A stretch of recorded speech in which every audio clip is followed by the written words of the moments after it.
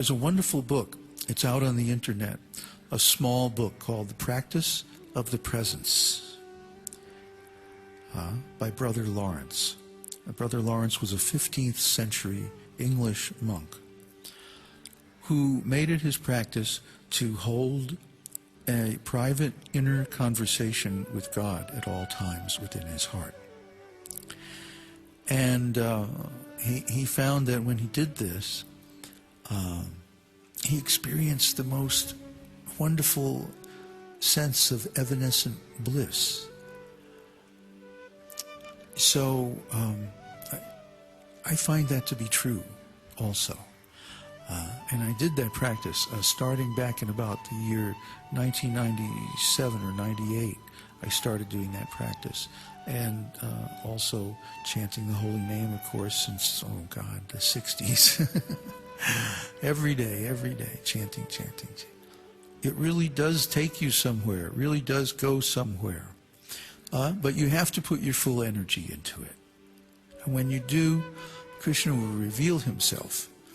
And when Krishna reveals himself, he shows you not only himself, but yourself, who you really are in the spiritual world. So, okay, I know what my relationship with Krishna is. Krishna showed me. And I have a beautiful relationship with Radha and Krishna, a beautiful relationship with Prahlad Nrsimha, a beautiful relationship with Chaitanya Mahaprabhu and the six Goswamis and all his disciples. And these are all spiritual, eternal relationships. Yes, in each of those roles, I have a mother, a father, brothers and sisters, sometimes friends, sometimes wives and lovers, and sometimes I'm Krishna's lover. It just depends. The nature of the spiritual world is multidimensional, simultaneous, and completely virtual. Therefore, our own participation is required. It doesn't just happen to us like material life does. We have to get out there and take a hand in creating it.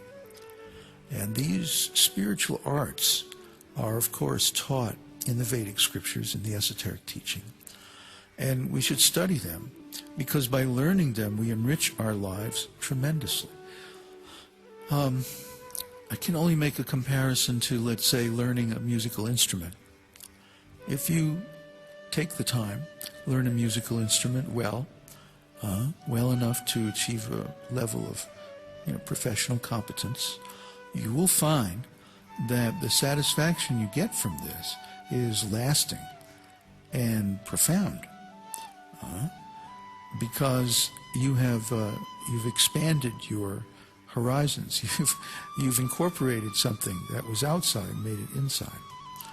So that's what happens after long practice of Krishna consciousness, reading all these scriptures, chanting all the mantras, doing all the rituals, etc. and so forth, taking initiation, going on pilgrimage, practicing sadhana bhakti, even raganuga bhakti, spontaneous bhakti, all these different levels and stages. You finally get to the point where you completely internalize the process of Krishna consciousness.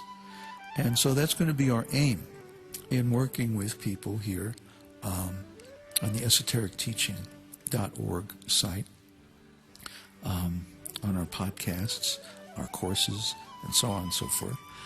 We want to help you go through those stages of spiritual life and bring you to the point where you realize all these things.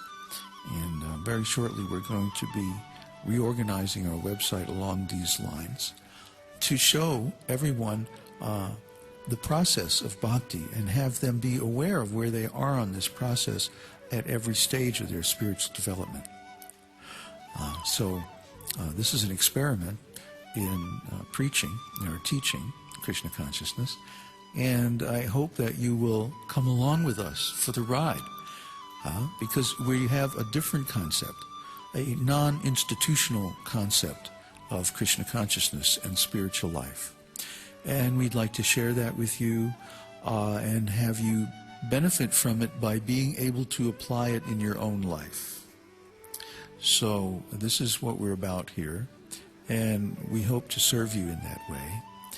And because of this, we get great pleasure and great enjoyment and excitement because we see people advancing in spiritual life.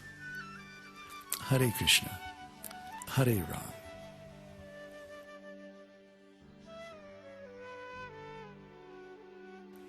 By the way, the music selection you hear in the background is Rupa Nuga from my album Vipralambha.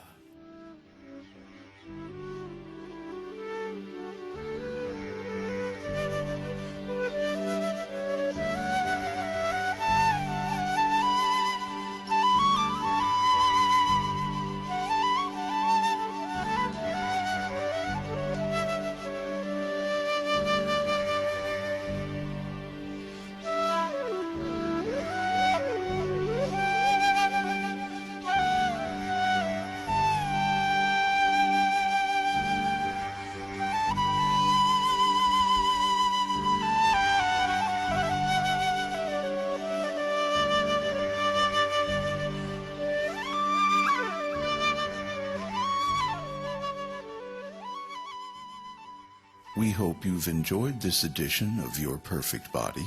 This is David Hughes, your host, reminding you to visit us on the web at esotericteaching.org. Your feedback is important to us. For questions, comments, or to join our mailing list, email yourperfectbody@esotericteaching.org.